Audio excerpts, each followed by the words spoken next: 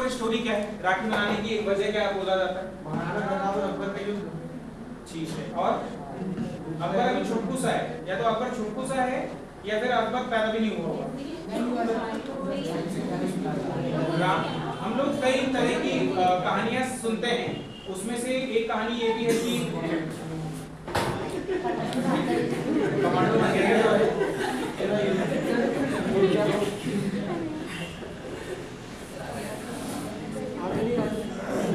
देखिए ये भारत है, समझ लो है ना, ये भारत का कुछ और मैं भी थोड़ा बताऊंगा, पर भारत है ये। तो भारत में दिल्ली सल्तनत है अभी, यानी दिल्ली में मुगल्स का राज है, उसी समय ये अकबर का शासन चल रहा है। अच्छा पहले ये बता दूं कि राखी वाली स्टोरी क्या है। राखी में एक स्टोरी है कि एक बार क्या हुआ था, ये इस समय हुमायूं मुगल बादशाह है। कौन है? तो हुमायूं का ये राजपूत, इधर राजस्थान वाले एरिया में कौन है? राजपूत, ठीक है। और ये वाले एरिया में क्या है, यहाँ पर है गुजरात है। गुजरात वाला रीजन जो है, गुजरात वाले रीजन में बहादुर शाह, बहादुर शाह, ये मुगल बादशाह नहीं, वहां के नाम है उस बंदे का बहादुर शाह। तो ये मुस्लिम शासक है, तो इसकी पड़ोसी में बनती है क्या? नहीं बनती। तो पड़ोसी में नहीं बनती, इन दोनों का झगड़ा चल रहा है। असल में मुगल की और राजपूतों के बीच कुछ खास नहीं बन रही, सब झगड़े वगड़े चल रहे हैं। फिर भी राजपूत की एक रानी थी, उन्होंने हुमायूं को एक संदेश भेजा। ये स्टोरी है। अब स्टोरी और सच्चाई में क्या फर्क होता है, धीरे धीरे देखेंगे। देखो ये जो हुमायूं मुगल बादशाह है, उसके अंडर में पूरा भारत का रेंज आ रही है, और ये गुजरात वाला रीजन भी आ रहा है। पर मैंने आपको बताया था कि औरंगजेब के समय तो वैसे ही जो छोटे छोटे उसके वजीर हुआ करते थे। जैसे क्या वजीर का मतलब समझता है? वजीर का मतलब है प्रधानमंत्री। आप इस लेवल पे समझो, यदि भारत में यदि किंग की बोलेंगे, राजा बोलेंगे, तो राष्ट्रपति कहलाएगा, और वजीर कौन रहेगा? प्रधानमंत्री। और प्रधानमंत्री का काफी मजबूत पद होता है, यदि भारत की प्रेजेंट राजनीति में देखें।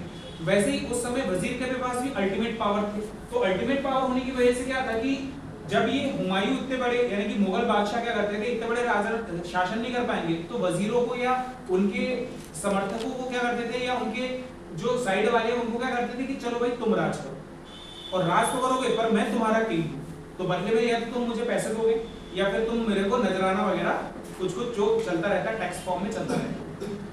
तो ये बहादुर शाह जो था, गुजरात का शासक जो था, ये थोड़ा सा इसको पसंद नहीं कर रहा था और अपने आप को इंडिपेंडेंट घोषित करने की कोशिश कर रहा था, ठीक है। तो राजपूतों पर इसने क्या किया, बहादुर शाह जो गुजरात का राजा है, ये राजपूतों पर अटैक कर रहा था ताकि इस क्षेत्र पर कब्जा कर सके। तो राजपूतों की और मुगल्स की फिर भी नहीं बन रही थी, आप जानते हैं उससे काफी युद्ध है, ठीक है। लेकिन फिर भी कुछ ऐसा हुआ, एक स्टोरी फॉर्म है कि यहाँ की एक रानी थी, उसने हुमायूं को एक लेटर भेजा कि भैया तुम मेरे भैया को, ठीक है, तो भैया बहना की रक्षा करना, और ये मैं राखी भेजूंगी, तुम आगे हम पे इससे रक्षा करो। ये स्टोरी है, पर इसमें कितनी तार्किकता है तो वो तो समझ ही आता है कि सीधी सी बात है कि मुगल बादशाह हुमायूं, ठीक है, और उसको पता है कि यार ये ज्यादा उछल रहा है तो उसको काबू करना जरूरी है। तो क्या किया, जो स्टोरी के अकॉर्डिंग फिर हुमायूं इनके न्योते पर आता है इधर, बहना मैं आ रहा हूँ, टेंशन लेने की जरूरत नहीं, और ये आके फिर इसको सबक सिखाएगा, ठीक है। तो ये स्टोरी है। स्टोरी में क्या बात है वो इतिहासकार पे छोड़ते हैं, हम समझें कि इस एंगल से कि हुमायूं का इसको काबू करने गुजरात आना हुआ, ठीक है। तो ये काफी लंबे समय से चल रहा था। फिर हुमायूं के बाद कुछ समय बाद अकबर आएगा, ये मैटर सॉल्व नहीं होगा। अकबर आएगा, अकबर फाइनली फोर्स लेके आएगा, फोर्स लेके भी आएगा, पर फाइनली ये लेके आएगा और गुजरात के जो शासक है उसको हरा देगा। गुजरात के शासक को इसने हरा दिया। लेकिन इस समय जो पुर्तगाली है, पुर्तगाल कहां पर आए थे, ये इधर आए थे कालीकट में, देखो ये लिखा है कालीकट। फिर इसने इसके पड़ोसी गोवा वाले एरिया पे, ये एरिया पे भी कब्जा हो गया, है ना। अब ये कब्जा कैसा हुआ मैं थोड़ी देर में समझाता हूँ, पर स्टोरी समझ लो, फिर पूरी चीजें क्लियर हो जाएगी कि हमें वो चीज क्यों इम्पोर्टेंट। इन लोग जाते थे, और इन लोग जाके जैसे कि मान लो ये कंपनी है, तो कंपनी जाके अपना क्या करेगी, ऑफिस एस्टैब्लिश करेगी। तो जो व्यापार करने आया है तो एक सिंपल सा ऑफिस होना चाहिए, क्या उसके लिए आर्मी रखने की जरूरत है क्या उसके लिए बड़े बड़े किले, जैसे कि राजमहल में किले होते सुरक्षा के लिए, क्या उसको करने की जरूरत है? पर ये सब कर रहे हैं, ठीक है। सब समझ आया कि ये क्या मैटर चल रहा है। जो अंग्रेज, या अंग्रेज बोल रहा हूँ, यूरोपियंस है पूरे के पूरे, वो यही काम कर रहे हैं, और क्या वैलिडेट करवा रहे हैं कि यार हमें ना अपनी सुरक्षा के लिए डिफेंस रखना पड़ रहा है, यानी कि आर्मी रखनी पड़ रही है, या सुरक्षा के लिए गार्ड रखने पड़ रहे हैं, और हथियारबंद और तो गोलों के साथ असला बारूद लेके सब कुछ, ठीक है। तो ये सब करते करते इन लोग का प्रभाव यहाँ तक हो जाएगा। और ये सब ना इधर उधर कैसे फैल पा रहे हैं, अड़ोसी पड़ोसी की ना बनना, समझ गए, अड़ोसी पड़ोसी का ना बनना। और ये एरिया में ये एरिया पे टारगेट करेंगे, ये कोस्टल एरिया पे टारगेट करेंगे। देखो यहाँ से जमीन चालू हो जाएगी, यहाँ से भी जमीन चालू हो जाएगी, और इन लोग के पास, यूरोपियंस के पास क्या है, नाव में चलेंगे। अब ये यहाँ पर नाव तो चला नहीं पाएंगे, जमीन यहाँ पर भी नाव नहीं चला पाएंगे, बीच में भी नाव नहीं चला पाएंगे। तो जितने भी यूरोपियंस है वो कहाँ टारगेट करेंगे, कोस्टल रीजन को। जितना कोस्टल रीजन है, हम जितना भी पढ़ने वाले हैं, तो बेसिक फ्रेमवर्क क्या था, और उसकी वजह यदि मेंस में यदि आपको पूछ ले या इंटरव्यू फॉर्मेट में पूछ ले, तो आपके पास इस बात का नॉलेज होना चाहिए कि ये ऐसा क्यों हो रहा है, ठीक है, क्योंकि इनके पास नेवल पावर है और ये जमीन में जाएंगे तो ज्यादा दिक्कत है। पहले ये एरिया पे कंट्रोल करो, और ये एरिया पे कंट्रोल करने का फायदा क्या है, यहाँ से ना आसानी से व्यापार होगा ना, नाव इधर उधर ले जाओगे, इधर उधर घुमाओगे, अंदर ही अंदर क्या अपनी बैलगाड़ी लेके चलो, क्या करो, इसलिए ये रीजन रहेगा। तो यहाँ पर जब अकबर का यहाँ पर गुजरात विजय होती है, गुजरात विजय होने के बाद जब वो यहाँ पर आएगा, तो यहाँ पर पुर्तगाली यहाँ पर आ जाएंगे, क्योंकि यहाँ छोटे छोटे द्वीप बने हुए हैं, तो उनको छोटे छोटे टारगेट कंप्लीट करने की कोशिश करें, ठीक। अब गुजराती जो होगा, ये गुजरात वाला जो बादशाह यानी गुजरात का जो किंग था, उसकी ना पुर्तगालियों से भी नहीं बनती, उसका एंगल हम डिटेल में जब बुक्स पढ़ोगे तब बताऊंगा, अभी मैं सब चीजें एकदम से नहीं बता पाऊंगा, नहीं तो एकदम से हम ये चैप्टर कंप्लीट कर पाएंगे। हम कहानी को समझ रहे हैं कि चल क्या रहा है उस समय, और इन लोग किस हिसाब से क्या काम कर रहे हैं, ठीक। तो पहली बार अकबर आएगा, वो समुद्र के किनारे गया, पानी छिप किया, उसको मजा आया, बोले ये समुद्र, ठीक है, तो पुर्तगाली मिल गए। तो पहली बार इनका मिलना होता है पुर्तगालियों से, अकबर का पुर्तगाली का पहली बार मिलना होगा गुजरात के समुद्र तट पे होगा। फिर पुर्तगाली बोलेंगे हेलो आई एम पुर्तगाली, इस टाइप से बोलेगा आई एम, मैं बादशाह, ऐसे कुछ चलेगा मजे मजे, बोलते चलो सैर कराएंगे, तो चलो, तो नाव से इन लोग फिर आगे तक जाएगा। तो भैया अकबर है, पहली बार देखा है उसको, मजा आ रहा है उसको, ठीक है। फिर दो बातें हुई ऐसी करके, चाय पानी नाश्ता हुआ होगा, दो बातें ऐसी हुई होंगी कि भाई तुम क्या करते हो, तुम कौन सा धर्म है, बोले ईसाई धर्म, हमारा तो बहुत अच्छा धर्म, ठीक है। अब देखो मुगल बादशाह से ये सहन सूट का तो रखना पड़ेगा ना, परमिशन वही देने वाला है, तो ये बोलेगा भैया तमाकू भी रहेगा उसके पास, क्योंकि तमाकू खाते थे, तमाकू ये पुर्तगाली ही लेके आए, तो ये बात ध्यान रखना। दो चीज, पुर्तगाली जब इंडिया में आए तो उनकी देन क्या है भारत के लिए, तमाकू, जो सबसे आज तक लोग परेशान आज तक निकल नहीं पाए, ठीक है। और है प्रिंटिंग प्रेस, तो अभी समझ लो तमाकू खिलाती होंगे, अब ये नहीं पता, मैं बता रहा हूँ याद रखने का तरीका, उसको मजा आ गया खिलाने में, अरे भाई यार तो अच्छा है, अरे यार हमारा धर्म भी अच्छा है, ऐसे ऐसे ये क्या खा रहे हो, बोले ये खा के देखो, ऐसे करके खा। तो यहाँ पर वो बताएंगे, ये इंपॉर्टेंट बात है ना, ये स्टोरी मजेदार बनाने, किसी धार्मिक भावना का ठेस पहुंचाना नहीं है, किसी खिल्ली उड़ाना नहीं है, मैं कुछ कंसेप्ट आपको बताने वाला हूँ। यहाँ पर क्या कर रहे हैं पुर्तगाली ना, एक तो व्यापार करना है और एक नंबर के कट्टर ईसाई, और वो ना ईसाई धर्म का प्रचार भी करना। वो बोलेंगे भैया हमारा धर्म बहुत अच्छा है, एक बार जानो तो हमारे बारे में। तो अकबर जो है, एक तो वो अनपढ़ है, ये बात ध्यान रखना, अकबर जो है उसका बचपना पूरा युद्धों में बीता है, वो अनपढ़ है, तो उसके मन में जिज्ञासा जाता है, अच्छा ये होता है क्या, अच्छा वो होता है, तो उसके मन में क्या जिज्ञासा आ रही है, ईसाई धर्म क्या है, बात आई समझ में, ये इंपॉर्टेंट है। अब यहाँ से इन लोग गेम खेलेंगे पुर्तगाली, इसके मन में जिज्ञासा है ना, तो ये इनसे कनेक्शन करेंगे, एक पॉजिटिव वे हो गया, नाव में घुमाए। अब ना धर्म प्रचार की बात करेंगे, इसका एंगल हम थोड़ी देर में पढ़ेंगे जब डिटेल पढ़ेंगे, ठीक है, इतना बस समझो। तो गुजरात विजय के बाद ये लौटेगा, और गुजरात विजय के बाद आगरा गया है कोई, ठीक है, आगरा में फेमस चीज क्या है, ताजमहल, और कछुए का आगरा का पेठा है। तो पेठा समझ के इतना घुसमत हो जाना है, ट्रेन में खूब मिलते हैं, ठीक है, 200 को बताएंगे 160 और 100 का दे देंगे, उल्लू बन जाओ, कभी उतरो जाओ, आगरा जाओ, घूमो फिरो, ठीक है, अपने वाले के साथ जाना, अपने वाले के साथ जाना, चल जाना, तो जब भी जाओ तो बढ़िया वहाँ घूमना। और एक छोटी सी ट्रिक बता रहा हूँ, आप जाओ वहाँ पर, दुकानों में विजिट करो, आपको लेके जाएंगे, और हर एक कपड़े की दुकान, जूते, चमड़े, वहाँ पे चमड़ा अच्छा मिलता है, क्योंकि चमड़ा का वहाँ पर बहुत बड़ा मार्केट है, ठीक है। तो चमड़े की मार्केट में जाओगे तो आप जहाँ पर भी कोई भी दुकान जाओगे फेमस वाली, तो वहाँ पे बढ़िया आपको ना पेठे की दुकान होगी। अब पेठा अपने यहाँ मार्केट में एक ही तरह का है, वहाँ पे मेरे को तो याद नहीं, मैंने तो कम से कम 30 प्रकार के पेठे का टेस्ट किया है, 30 अलग अलग टाइप्स के, और केवल एक ही पर्पस था, खाने टेस्ट करना, वो फ्री में खिलाएंगे, इतना खिलाएंगे तो बहुत है, कहने का मतलब टेस्ट तो हो जाएगा, पान वाला, मसाले वाला, ये वाला बहुत टेस्टी होते हैं। ये बात समझ लो, आपका मूड खराब हो जाएगा यदि आप क्रीम वाला ले लोगे, वो नकली वाले रहते हैं, असली वाले दुकानों में मिलेंगे, थोड़े महंगे रहेंगे पर अच्छे रहेंगे, टेस्ट करने के नाम पे तो मिल ही जाएगा। यही बस नहीं है ताजमहल। ताजमहल हाँ ठीक समझते हैं। ताजमहल तो जाओगे वो संगमरमर के तो है।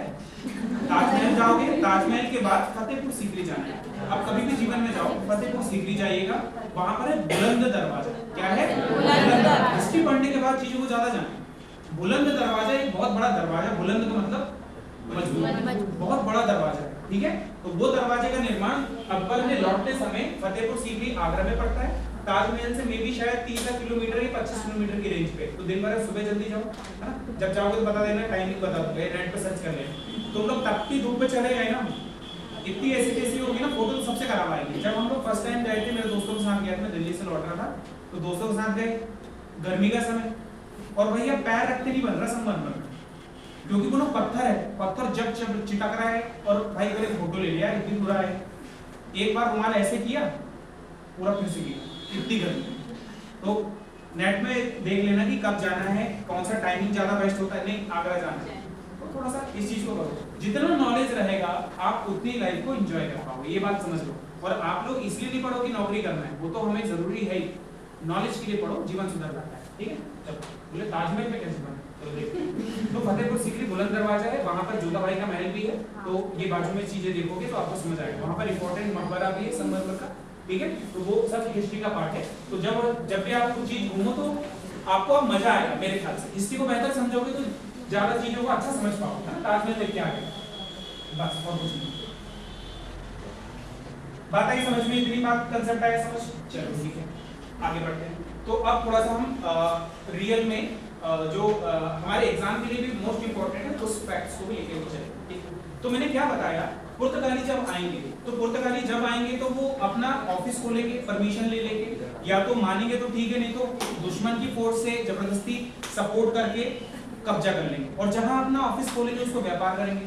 और व्यापार करने के साथ साथ इन लोगों ने क्या करेंगे, जहां पर भी अपना डेरा डालेंगे तो वहां पर बड़े बड़े किले बनाएंगे, बड़ी बड़ी आर्मी के लिए सेगमेंट बनाएंगे, और उसको बोलेंगे ये हमारी फैक्ट्री है भाई, हम तो अपनी सिक्योरिटी के लिए रख रहे हैं। तो इन्होंने फैक्ट्री बनाया। तो एग्जाम में कुछ चीजें आती हैं, पुर्तगालियों की फर्स्ट फैक्ट्री क्या थी। देखो यहाँ पर ना आप लोग जो पढ़ रहे हैं, अब थोड़ा सा और ध्यान, यहाँ पर बोलेगा फर्स्ट फैक्ट्री क्या है, तो ये आएगा आपका कन्नौज 1501 में, है ना। 1498 में था, 1498 में गया, वास्को डी गामा वापस जाएगा, फिर दोबारा 1503 में वापस आएगा। पर उस बीच में पुर्तगाली व्यापारी लोग आने लगे हैं अपनी पूरी फोर्स के साथ। अपना ऑफिस पहला डालेंगे यहाँ पर कन्नौज में, ठीक है। लेकिन बुक्स में आपने पढ़ा होगा वो तो कोचीन में डाले, ठीक है। शुरू इसका मतलब क्या है, अस्थायी। शुरुआत में इन्हें अस्थायी तौर पर डाले, पक्का काम नहीं हुआ। तो अस्थायी तौर पर यदि पूछ ले तो आपका आएगा कन्नौज। और यदि स्थायी तौर पर परमिशन मिल गई, स्थायी तौर पर अपना पूरा मजबूत डेरा डाल दिया, तो आएगा आपका कोचीन 1503 में। इसी समय वास्को डी गामा दोबारा रिटर्न आया था।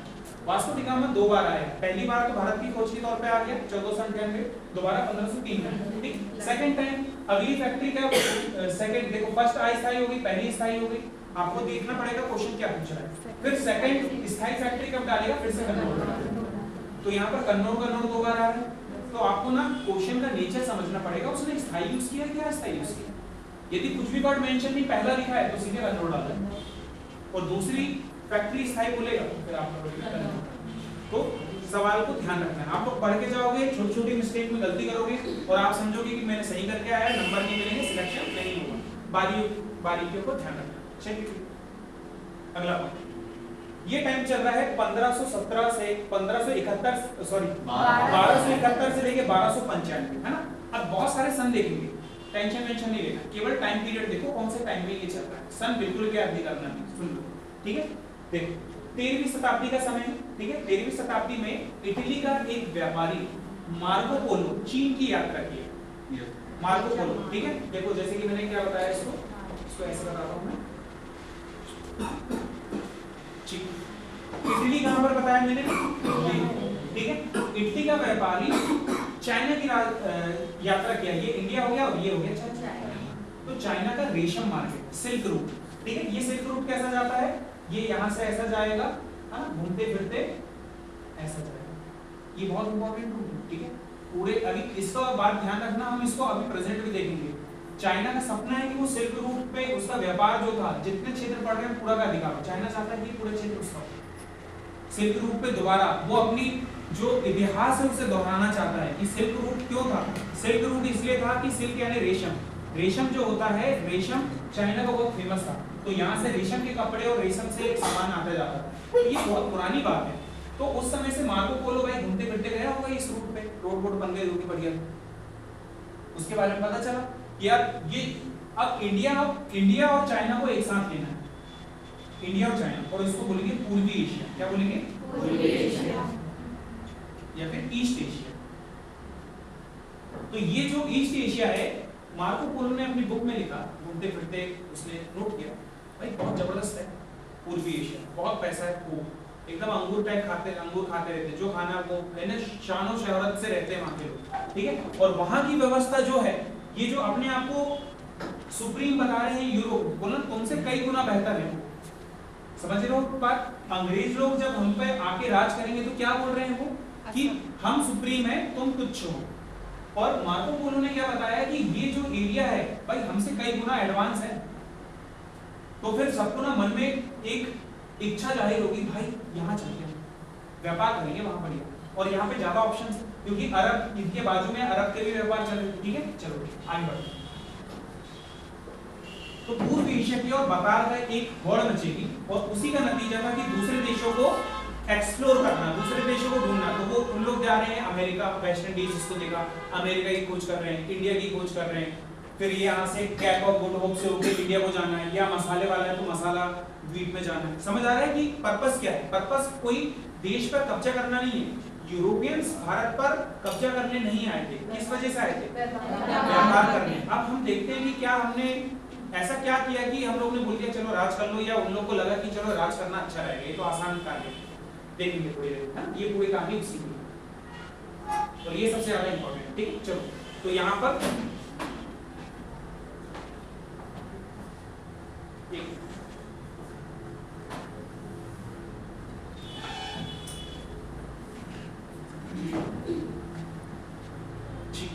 अब देखो यहाँ पे हम चीजें पढ़ते चल रहे हैं, जो समझिए उसे स्पीड में पढ़ेंगे, ठीक है। जो चीज समझ रहे हैं पूछ लेंगे आप, ठीक है। यूरोपियंस का वाणिज्य आरंभ संबंधित तिथियां है ना, टाइम देखेंगे। हमने पढ़ लिया कि इटली का व्यापारी मार्को पोलो था, जिसने चीन में रेशम मार्ग के थ्रू देखा और वहां पे बताया। बाकी 1486 में पुर्तगाली यात्री बार्थोलोमीडियास का केप ऑफ गुड होप तक पहुंचना। तो मैंने बताया था एक पुर्तगाली था, केप ऑफ गुड होप तक पहुंचा था, तो पहला वास्को डी गामा नहीं था, कौन था? Bartolomeu Diaz. हां पढ़ेंगे तो बन जाएगा, पहली बार सुन रहे हो इसलिए दिक्कत हो रही है, ठीक है। 17 मई 1498 में पुर्तगाली नाविक यात्री वास्को डी गामा भारत के कालीकट बंदरगाह पर पहुंचा, किसकी सहायता से? गुजराती पायलट। पायलट का मतलब वो नाविक था तो पायलट बोल देता था, ठीक है। अब्दुल मजीद की सहायता से पहुंचा, ठीक है। 1501 में वास्को डी गामा की दूसरी भारत यात्रा। फिर 1503 में भारत का प्रथम यूरोपीय दुर्ग पुर्तगालियों द्वारा कोचीन में बनाया गया। 1503 में पुर्तगाली गवर्नर अल्फांसो डी अल्बुकर्क का भारत पर आगमन। तो वहां पर ये कंपनियां हैं, वहां के राजा द्वारा समर्थित हैं, ठीक है। पुर्तगाली जो ये व्यापारी आ रहे हैं वो वहां के राजा की परमिशन से आ रहे हैं, तो ये प्राइवेट कंपनी नहीं, ध्यान रखना। प्राइवेट कंपनी यहाँ पर कौन थी? अंग्रेजों की थी। अभी से बता दे रहा हूँ, जिसको पहले बता रखा था वो याद रखें। अंग्रेजों की east India company private company थी, पर इनकी राजा के परमिशन से यानी सरकारी कंपनी होगी, ठीक है। तो ये क्या करेंगे? अपना एक अधिकारी नियुक्त करेंगे ना, दूसरी जगह जब व्यापार करने जा रहे हैं तो अधिकारी को भेजेंगे। तो अधिकारी का नाम है गवर्नर। क्या है? गवर्नर, यानी ये पद का नाम है। तो गवर्नर का एक भेजेंगे जिसका नाम है अल्फांसो डी अल्बुकर्क। ये क्वेश्चन आता है कि पहला पुर्तगाली गवर्नर कौन था? अल्फांसो डी अल्बुकर्क, ठीक है। उसके बाद क्या आएगा? नहीं, फ्रांसिस डी अल्मेडा था वो, हाँ ये सेकंड नंबर वाला है, ठीक। नहीं, हाँ ठीक है, अल्फांसो डी अल्बुकर्क पहला है। सेकंड नंबर पे जब चला जाएगा तो ये उतना पावरफुल नहीं था, ये ना कब्जा करने की कोशिश कर रहा था पर उतना सक्सेस नहीं हो पाया, झगड़े होना चालू हो गए, जो मैंने बताया कहानी की पड़ोसी झगड़े। फिर 1505 में फर्स्ट पुर्तगाली गवर्नर अल्मीडा है। देखो ये ना वास्तविक, यदि आपसे देखो दो क्वेश्चन आएंगे, पहला पुर्तगाली गवर्नर आएगा तो अल्फांसो डी अल्बुकर्क। यदि बोलेंगे वास्तविक गवर्नर था, वास्तविक का मतलब उसने मजबूती से स्थापित किया, पहले वाला ना टाइम पास टाइप आ गया। वास्तविक शक्ति बोलेगा तो फिर आएगा अल्फांसो डी अल्मेडा, ठीक है। अल्फांसो उनके बीच में लगता है, देखो Alfonso de Albuquerque, Alfonso de Almeida, क्योंकि वो पुर्तगाली में कुछ वर्ड होगा, फिर 1510 में अल्बुकर्क ने गोवा को बीजापुर से छीन लिया। ठीक है, पड़ोसी झगड़ा। बीजापुर जो है यहाँ का राजा था आदिल शाह। ठीक है, और देखो ये फर्स्ट यूरोपियन क्षेत्र था आफ्टर अलेक्जेंड्रिया। देखो क्या होता है, पुर्तगालियों ने क्या कैप्चर किया। देखो अलेक्जेंड्रिया जानता है कहां पर है कोई?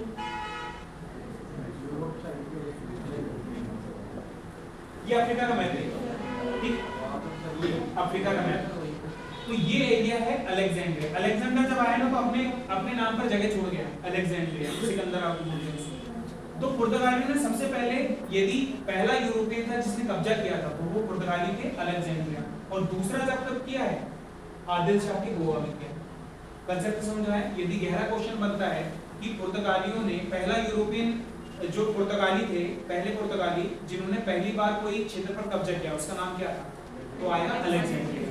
दूसरा बार वाला कौन सा आएगा? तो गोवा। ठीक, गोवा किससे छीना था? आदिल शाह से। है ना, ये एग्जाम में आता है क्वेश्चन कि गोवा किससे छीना और कौन से ने छीना। पहले वाले ने कि दूसरे वाले?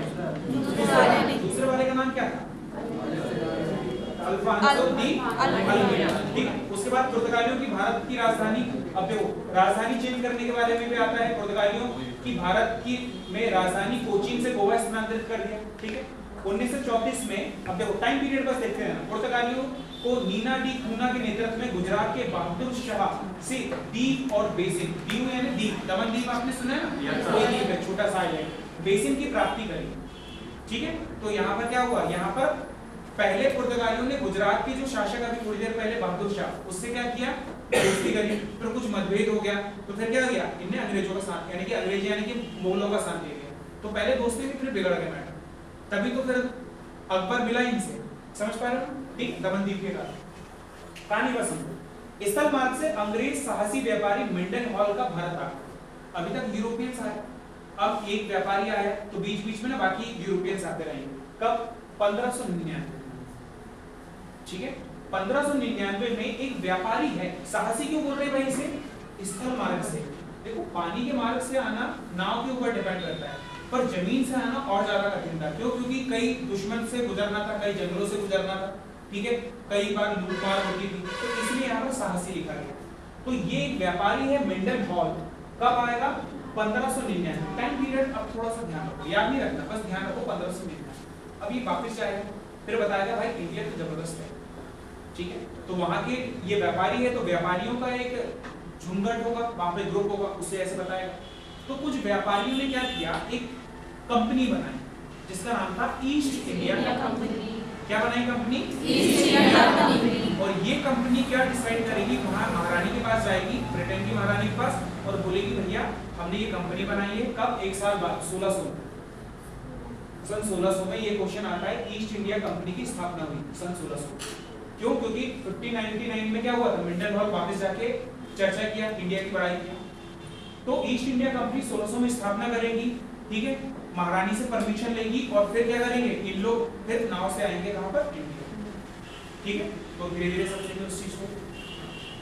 अभी पुर्तगालियों के थोड़े चर्चे देखना, स्पीड में चलते हैं। पुर्तगाली का काम की चीजें देखना है। ठीक, डच, फिर हमने देखा कि और भी यूरोपियंस आएंगे। डच ईस्ट इंडिया, इसके सन वन याद नहीं करना। ठीक है, अब 1608 से 1611 में क्या होगा? कैप्टन विलियम हॉकिंस 1608 से 1611 में आएगा, जहांगीर के दरबार में रहा था। ठीक है, हमने बात कर चुकी है उसके बारे में। अंग्रेज अधिकारी भी आए। ये पूरे यूरोपियंस अलग अलग समय में अलग अलग जगह पर व्यापार करने आ रहे हैं। ठीक है, हो सकता है कि कुछ लोग एक ही समय में हो, पुर्तगाली भी एक ही समय में, एक जैसे कि मान लो कि ये हो गए मुगल बादशाह, तो व्यापार वाले पुर्तगाली भी आ रहे हैं, अंग्रेज भी आ रहे हैं, डच भी आ रहे हैं। तो सब लोग अपना अपना ज्यादा से ज्यादा प्रॉफिट कमाने के लिए ज्यादा से ज्यादा छूट चाह रहे हैं। ये बात समझ लेना। तो ये सब साथ में चलता रहेगा। ठीक, फिर फ्रांसीसी भी आ जाएंगे। ठीक, अब देखते हैं 1690 में, हाँ ये थोड़ा ईयर याद रखना, 1690 जॉब चार्नक द्वारा कलकत्ता शहर की स्थापना की। ठीक है, कलकत्ता शहर की स्थापना कैसे? क्या पहले था नहीं? छोटा सा एरिया था कलिकत का। दो तीन फिर एक जमींदार हम आगे देखेंगे, दोबारा रिपीट हो जाएगा वरना। तो अंग्रेजों के द्वारा, क्योंकि अंग्रेज लोग जिस जगह पर जाएंगे वहां पर उसकी स्थापना कर लेंगे। तो ईयर आता है कि 1690 में कलकत्ता शहर की स्थापना किसने की? तो जॉर्ज चार्नक। ठीक, फिर यूरोपीय वाणिज्य के आरंभ में संबंध व्यक्ति, ठीक है, कनेक्ट करते हैं। वास्को डी गामा भारत की यात्रा किया, ठीक। पेट्रो अल्वारेज कैब्रियल ने, पुर्तगाली यात्री जो 1500 में भारत पहुंचा, ब्राजील की खोज की, ठीक है। तो ब्राजील की खोजकर्ता का नाम यहाँ से क्लियर हो रहा है, पेट्रो अल्वारेज कैब्रियल, ठीक। फ्रांसीसी अल्मेडा भारत का पहला पुर्तगाली गवर्नर, ये सेकंड वाला हो जाएगा, सेकंड। और यहाँ पर बोला गया अल्फांसो डी अल्बुकर्क भारत में पुर्तगाली शक्ति का वास्तविक संस्थापक। यहाँ सेकंड नंबर का है पर वास्तविक है, ठीक है। इसका बेटा मारा गया था, ठीक है, युद्ध में, तो फिर इसको और गुस्सा आया, उसने और जोर से कहा। फिर आएगा नीनो डी मूना, इसने राजधानी कोचीन से गोवा कर दिया, ठीक है। उसके बाद मार्टिन अल्फांसो डिसूजा, पुर्तगाली गवर्नर जिसके साथ प्रख्यात जेसुइट संत फ्रांसिस्को जोगियर आए, ये इंपॉर्टेंट है ना? ये सिविल सर्विस के एग्जाम में भी आया हुआ है। पुर्तगाली गवर्नर जिसके साथ कौन आया था? जेसुइट संत। देखो जेसुइट संत कौन है? ये समझ लो कि ईसाई धर्म के एक पुजारी, और वो धर्म प्रचार के लिए आए थे। क्या मैंने क्या बताया? पुर्तगालियों की भावना क्या थी? धर्म प्रचार करना और क्षेत्र पर व्यापार करना। तो वो आएंगे, ठीक है। बाद में इनकी मृत्यु हो जाएगी 1572 में, इनकी मृत्यु चीन में होगी, लेकिन इनको दफनाया कहाँ जाएगा? और यहाँ पर क्या होगा? यहाँ पर गिरजाघर बनेगा, चर्च बनेगा। ये बात इंपॉर्टेंट है, ठीक है। अब इसका एंगल ना अकबर से जुड़ा हुआ है, अकबर भी बहुत गेम खेलेगा, अभी थोड़ी देर में समझेंगे, इसलिए ये पॉइंट इंपॉर्टेंट है। कासिम खान मुगल सरदार जिसने 1631 में हुगली के तट पर, हुगली कहाँ पड़ता है? बंगाल तट पर पुर्तगालियों को हराया था। देखो मुगल सरदार, अब इनकी ना अनबन चालू हो जाएगी, ठीक है। ये यूरोपियंस जो हैं आपस में कंपटीशन कर रहे हैं बाकी यूरोपियंस से, पहली बात। दूसरी बात, ये छोटे छोटे राजाओं से भी क्या करेंगे? जहां जाएंगे वहां पर भी झगड़ा करेंगे। तो कासिम खान क्या करते हैं, ठीक है। फिर आएगा जॉन मिल्टन हॉल, अंग्रेजी व्यापारी जो स्थल मार्ग से 1599 में भारत आया था, अभी देखे थे, ठीक। अगला है डॉन मेंडोसा, गोवा में पुर्तगाली अधिकारी जिसने जहांगीर के दूत व सूरत यानी कि गुजरात में सूरत जगह के प्रभारी मुबारक खां से मिलने से इनकार कर दिया, ठीक। देखो इनके बारे में डिटेल पढ़ रहे हैं, इसको समझो कि हुआ क्या। जहांगीर आ गया, हुमायूं चला गया, अकबर चला गया, अकबर के बाद कौन आएगा? जहांगीर। अब देखो ये पुर्तगाली क्या कर रहे हैं? एरिया पर कब्जा कर रहे हैं छोटे छोटे लेवल पे, और उनको ये बात पता है कि मुगल्स जो हैं उनकी पावर हो गई है कमजोर, खासकर वो क्षेत्र दक्षिण भारत के क्षेत्र जहां पर उनकी पावर कमजोर है।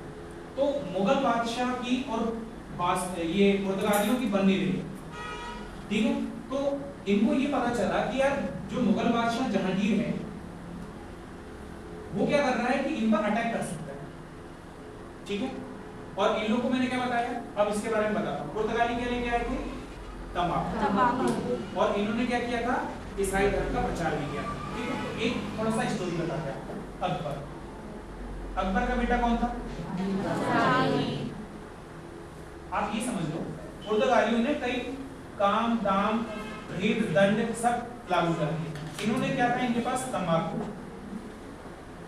और अफीम, ठीक है। तंबाकू और अफीम, तो तंबाकू खिला के इन लोगों ने उनको लत लगाई, ठीक है। अब ये जो लत होगी ना, ये मुगल बादशाह को भी लगाएंगे, फिर वहां के जो बड़े बड़े मंत्री होंगे वो भी लगाएंगे। जैसे आप लोग नहीं करते, कोई हीरो ने कुछ पहना, ठीक है, कुछ फॉलो किया, कुछ नया फैशन लाया, तो सब लोग वही चलने लगे, ठीक है। इसलिए ऐड वगैरह में भी आप देखते हो कि कंपनियां भारी करोड़ों रुपए देती हैं इनको केवल एक छोटा सा ऐड के लिए। क्यों? क्योंकि उनके प्रोडक्ट बिकेंगे ना उनको फॉलोअर्स के। तो वैसे ही आप समझो ये तंबाकू वगैरह मुगल बादशाह को पसंद आएंगे, तो उनके मंत्री या फिर बोलना चाहिए जो अमीर वर्ग है वो भी बोलेंगे चलो भाई बादशाह खाता तो हम भी खाएंगे, यानी हम भी पढ़ेंगे, यस सर, ठीक है। और ऐसे करते करते ये ऊपर से नीचे प्रचलित हो जाएगा। अफीम, ठीक है। अफीम के बारे में हमने लास्ट क्लास में बताया था कि अफीम का व्यापार चाइना में होता था, तो चाइना के जो राजा थे उसको भी नशेड़ी बना दिया था उन्होंने, अफीम की लत लगा दी, फिर चाइना को मजबूर होकर बैन करना पड़ा। तो वैसे ही लत कैसे लगाएंगे? यहाँ पर जहांगीर को भी लत लग गई है शराब की, अफीम की, ठीक है, तंबाकू की। तो भैया ये जो भैया राजकुमार है, अभी राजकुमार है, अभी तो इसके पापा अकबर क्या कर रहे हैं? राज कर रहे हैं। तो भैया अकबर को बड़ी टेंशन है, अरे यार मेरा बेटा नशेड़ी हो गया, क्या करें, ठीक है। एक बात तो ये। दूसरा मैंने आपको बताया जो जेसुइट संत थे यानी ईसाई धर्म के प्रचारक जो थे, ईसाई धर्म के प्रचारक, और अकबर की इच्छा थी, कहाँ गया अकबर? अकबर की इच्छा थी कि ईसाई धर्म के बारे में जानना, ठीक है। अकबर के बारे में डिटेल में हम मिडिवल इंडिया में पढ़ेंगे, अभी नहीं पढ़ रहे। पर उसको ये बात जान लो कि उसके मन में ना बड़ी इच्छा थी हर एक धर्म के बारे में जानने। मुस्लिम धर्म के था, मुस्लिम धर्म के बारे में, बाकी धर्म के बारे में, और उसका कारण था कि वो टॉलरेंट था, ठीक है, सहिष्णु था, तो हर धर्म के बारे में जानने की इच्छा थी उसकी। तो भैया पुर्तगालियों को क्या लगा, यार हम यदि इनको ईसाई बना दें तो दो पर्पस सर्व होंगे, ईसाई होगा तो ईसाई ईसाई भाई होंगे, व्यापार करने को मिलेगा, और इन लोगों ने जबरदस्त इंटरेस्ट जगाया। अकबर और जहांगीर ने जबरदस्त इंटरेस्ट जगाया है पुर्तगालियों को। तो इन लोग क्या कर रहे हैं, अकबर इतना उल्लू तो है नहीं, ठीक है, अनपढ़ है, पर वो मुगल बादशाह था और काफी सक्सेसफुल रहा है अपनी लाइफ कैप्चरिंग के मामले में। तो उसके दिमाग में क्या था, इनके पास क्या है, एडवांस लेवल पे क्या है, जहाज। दूसरा, इनके पास एडवांस लेवल पे क्या है, हथियार। मैंने बताया हुमायूं के टाइम से पूरे भारत में क्या होने लगा है, जगह जगह उभार होने लगा है, विद्रोह होने लगा है उनके वजीरों के द्वारा, जगह के द्वारा। तो ये विद्रोह को दबाने के लिए सेना की जरूरत पड़ती, तलवार से लड़ोगे टाइम लगेगा, बंदूक से मारो जल्दी कंट्रोल होता है। अकबर का फ्यूचरिस्टिक प्लान क्या था, इन लोग को लगने दो कि हम ईसाई बन रहे हैं, पर इसी बहाने से हम इनकी एडवांस लेवल की बंदूक और नेवल पावर देख लेंगे। नेवल पावर यानी कि नौसेना की पावर, क्योंकि अकबर के पास सेना बहुत थी, घुड़सवार बहुत थे, तोप भी बहुत थी, तीरंदाज भी थे, लेकिन उसके पास ना नाव अच्छी लेवल की नहीं थी, नौसेना नहीं थी, नेवी नहीं थी, अच्छी नेवी थी इनके पास। तो अकबर का प्लान क्या था, लॉन्ग टर्म प्लान, नेवी और बंदूक लेना, ठीक है। तो अकबर ने क्या किया, अभी मैंने क्या बताया था, गोवा, गोवा में क्या था, गिरजाघर यानी कि चर्च था, तो वहां पर रहते थे पादरी। तो अकबर ने क्या किया है, कईयों बार, 3 बार भेजा अलग अलग टाइम, 3 बार भेजा है, भैया 2 संतों को भेजो, देखते हैं ईसाई धर्म कितना अच्छा है, ठीक है। पहली बार मजा आया, उन्होंने भेज दिया, अरे वाह यार अपन कन्वर्ट करते हैं, मुगल बादशाह को अपन एक काम करेंगे, मुगल बादशाह को ईसाई बना दिया अपन ने ना, पूरा भारत ईसाई। सोचो इनकी कितनी बड़ी जीत हो। तो पहली बार बुलाया 2 को, फिर उसके बाद बुलाया, तीसरी बार बुलाया।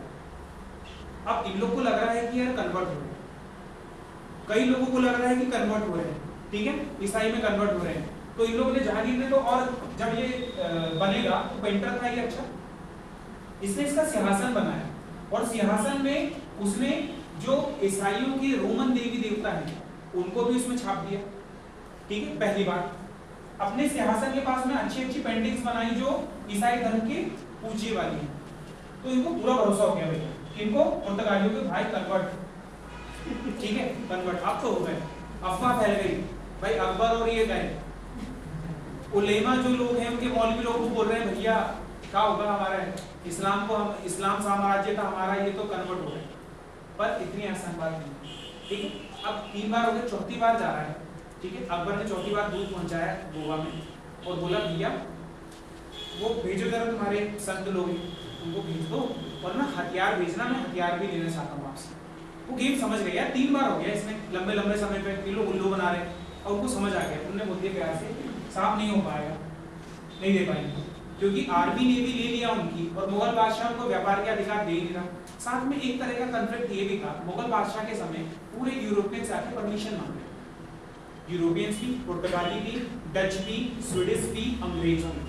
तो हमेशा ये यूरोपियंस चाह रहे थे कि केवल हम ही व्यापार करें, बात आई समझ में, तो ये बात ध्यान रखेंगे। तो इस वजह से क्या होगा कि इसको मना कर दिया। उसके बाद जहांगीर का टाइम आया, इसलिए तो आप देख रहे हो कि जहांगीर में, अकबर के दरबार में, और बाद में हमने पहले पेज में देखा था कि अलग अलग अंग्रेज अधिकारी या फिर दूसरे लोग जा रहे हैं, परमिशन ज्यादा ले ली, कंसेप्ट आया समझ में। और अभी तक पुर्तगालियों को थोड़ी बहुत छूट दे रही, लेकिन जहांगीर के समय की बात करते हैं, जहांगीर जो है वो ना जिससे ज्यादा लाभ हो उसको ध्यान दे रहा है।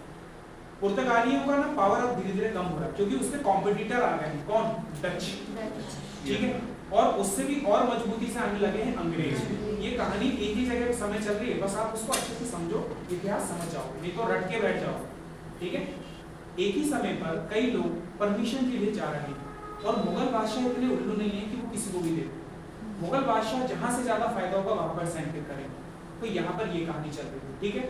अब इन्होंने साथ साथ क्या करना चालू कर दिया है, मान लो पुर्तगालीज का पी लिख दिया है, अंग्रेज का ए लिख दिया है, ठीक है, और मुगल्स का एम लिख दिया है, मुगल्स का एम, ठीक।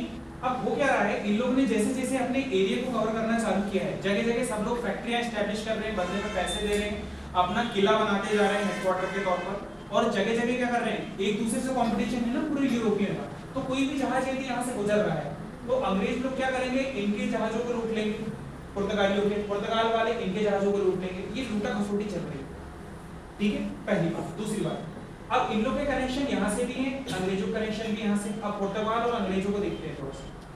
तो यहाँ पर क्या होता है कि मुगल बादशाह में इन लोग, मैंने आपको विलियम बेंटिक के बारे में बताया था। विलियम बेंटिक जो बंगाल पर कब्जा कर लिया, और बंगाल पे कब्जा कर लिया तो मैंने ये भी बताया था अवध की बेगमों के साथ उसने ज्यादती करी थी। तो इसका मतलब ये है कि इनका ना राजघरानों में अच्छे संबंध हो गए। अभी मैंने आपको थोड़ी देर पहले बताया था विलियम हॉकिंस ने अर्मीनिया ईसाई, जो कि अकबर के यानी कि मुगल दरबार में एक कर्मचारी था, उनकी पुत्री से विवाह किया। तो ये विवाह संबंध में गहरे हो गए और संबंध भी अच्छे हो गए, और सब एक पर्पस है कि ज्यादा से ज्यादा परमिशन लेना, ज्यादा से ज्यादा लाभ कमाना। तो मान लो कि क्या हुआ था कि मुगल बादशाह ने उनकी राजकुमारी या रानी वगैरह ने कुछ मंगवाया होगा सामान, तो अंग्रेजों से बुलवाया था, पुर्तगालियों ने लूट लिया, ठीक है। फिर इनने कुछ बुलवाया होगा तो इनने लूट लिया, ठीक। तो ये सब चल रहा था, तो मुगल बादशाह दोनों के हिस्से से था। ये कहानी चल रही है, आप थोड़ी देर में समझ आएगा, ठीक है।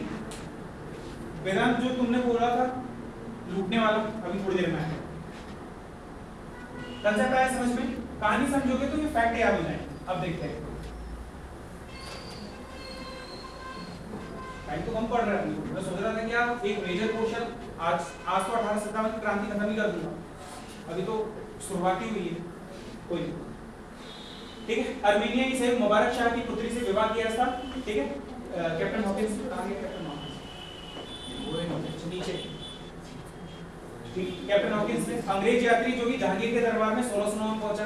कैप्टन बेस्ट, देखो यहाँ पर हमने क्या बताया, पुर्तगाली और अंग्रेजों के बीच युद्ध चल रहा है। तो मुगल्स ये देखना चाह रहे हैं कि कौन पावरफुल है, जो पावरफुल होगा उसका साथ दे देंगे। तो क्या हुआ कि अंग्रेजों को ना बहुत प्रयत्न करना पड़ा। अंग्रेजों ने ऐसे ही इंडिया पे राज नहीं किया, उनको बहुत एफर्ट लगाने पड़े। अंग्रेज यात्री जिसने सूरत के निकट स्वाली, इंपॉर्टेंट है ना, सूरत के निकट एक आइलैंड है स्वाली, स्वाली एक जगह का नाम है, उसके निकट पुर्तगालियों को 1612 में हराया था। और एक जहाज था उनका रेड ड्रैगन, क्या नाम था? रेड ड्रैगन, जहाज का नाम है, अंग्रेजों का जहाज। उसने हराया किसको? पुर्तगालियों को।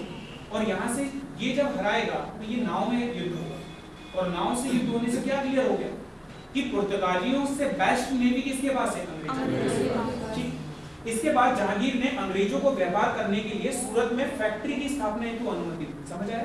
वो देख रहा था कि किसका साथ देना है। ये सब क्वेश्चन आएंगे आपको, तो ये कहानी कनेक्ट होगी तो क्लियर हो जाएगा। नहीं, वो रेड ड्रैगन वो नहीं, यहाँ पर ये ड्रैगन जो जहाज है ना, उसने इससे लड़ाई किया था, ठीक है। ये बात जॉब चार्नॉक कलकत्ता की स्थापना होगी, अंग्रेज संस्थापक है, ठीक है। अभी थोड़ी देर पहले ये एग्जाम में आता है 1609। टॉमस रो, जिसको थॉमस रो भी बोलते हैं, टॉमस रो भी बोलते हैं, ठीक है। ब्रिटिश सम्राट जेम्स प्रथम का दूत था, जो जहांगीर के दरबार में 1615 में गया था और 1618 की अवधि तक रहा, ठीक है, वहां रह रहा है और साम्राज्य के विभिन्न भागों में कंपनी के लिए अनुमति प्राप्त करने में सफल रहा। तो आपका कैप्टन हॉकिंस गया था और भी गए थे, पर वो सफल नहीं हुए थे। लास्ट में 1618 में टॉमस रो होता है, और जब इसको स्थापना का मौका मिल जाएगा तो फिर ये किलाबंदी करेगा, और फिर इसकी कहानी यहाँ से स्टार्ट होगी, ठीक है। चार्ल्स आयर कलकत्ता के फोर्ट विलियम्स का प्रथम प्रशासक, ठीक है। तो कलकत्ता में फोर्ट का मतलब होता है किला, किला जहाँ पर दुर्ग वाले किले जिसमें गार्ड वगैरह निगरानी कर सकते हैं, जिसकी सुरक्षा किला। अब ये व्यापार करने आए हैं, इनका हेड ऑफिस है, इनको इतनी सुरक्षा की जरूरत क्यों है? इन लोग का प्लान अब धीरे धीरे बदल रहा है। क्यों प्लान बदल रहा है? इन लोग ये देख रहे हैं कि इंडिया के लोग ना आपस में लड़ रहे हैं, तो ना फायदा उठाया जाए, ज्यादा से ज्यादा जमीन लेते हैं, फिर धीरे धीरे मिलिट्री भी पावरफुल करेंगे, फिर देखेंगे आगे क्या करना है, तो आगे पता चलेगा अंग्रेजों ने कब्जे कर लिया, ठीक है। पहले इनका मूड वैसा नहीं, इनका मूड कुछ अलग तरह का, ठीक। उसके बाद जॉन चाइल्ड, ठीक है। अब देखते हैं, तुमने जो उस दिन सवाल पूछा, जॉन चाइल्ड अंग्रेज कंपनी का अधिकारी, जिसने पश्चिमी तट पर, पश्चिमी तट का मतलब इंडिया ये हो गया, तो ये हो गया आपका पूरा वाला पार्ट, ये हो गया पश्चिमी तट, ये पश्चिमी तट था। पश्चिमी तट पर मुगल जहाजों पर कब्जा कर लिया था, और बाद में मुगल सम्राट औरंगजेब से क्षमा मांगी। क्यों? औरंगजेब द्वारा भारत से निष्कासित कर दिया था जॉन चाइल्ड। असल में क्या हुआ था, औरंगजेब था, उसकी मम्मी के लिए उसकी मम्मी ने बोली होगी कि भैया को सामान ला लेना, अंग्रेजों यानी कि पुर्तगालियों से बोली होगी। तो ये अंग्रेज था, आपको मैंने बताया अंग्रेज और पुर्तगाली के बीच कंपटीशन चल रहा है, तो उसने जहाज लूट लिया। अब वो लाखों की चपत लग गई, क्योंकि इनने अपने सोने की असरफियां देके वो सामान बुलवाया ब्रिटेन से। तो इसका दिमाग खराब हो गया कि यार मेरी मम्मी का या मेरे राज दरबार में चीजों को छेड़ा, इसको निष्कासित कर दिया। बातें समझो। ये क्वेश्चन किसमें आया था? आप पूछ रहे थे मॉक टेस्ट में आया था। ये तो आने वाले जितने फैक्ट है ना सब आएंगे, बस आपको एक दो बार कहानी के फॉर्मेट में याद रखना है। मॉडर्न हिस्ट्री बड़े प्यार से खत्म होगी, हमें याद करना पड़ेगा एंशिएंट हिस्ट्री को, इसे हमें प्यार से समझना है। आप लोग मुगल जो आधुनिक भारत है उसको ना याद करने की कोशिश करते हैं, आधुनिक भारत याद नहीं करना भाई, प्यार से समझो उसको, हर एक चीज याद हो जाएगी। याद करना पड़ेगा एंशिएंट हिस्ट्री को, पहले क्लियर बोल रहा हूँ। इसलिए जब भी आप ये रिवाइज करोगे बार बार पढ़ोगे, डाउट्स आएंगे मुझसे पूछो, ठीक है?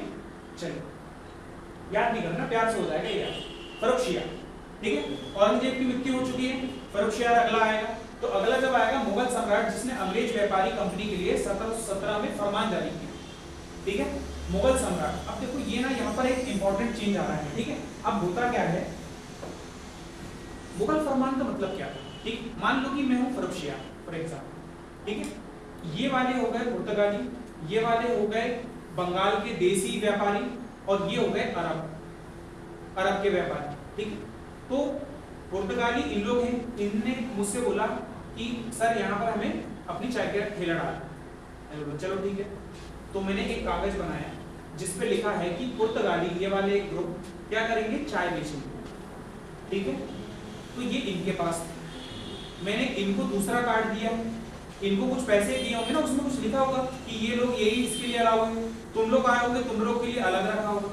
तो मैंने मान लो 100 रुपए में इनको ये एक नोट में लिख के दे दिया कि भाई तुम लोग व्यापार कर सकते हो, नोट का मतलब एक पेज में लिख के दे दिया।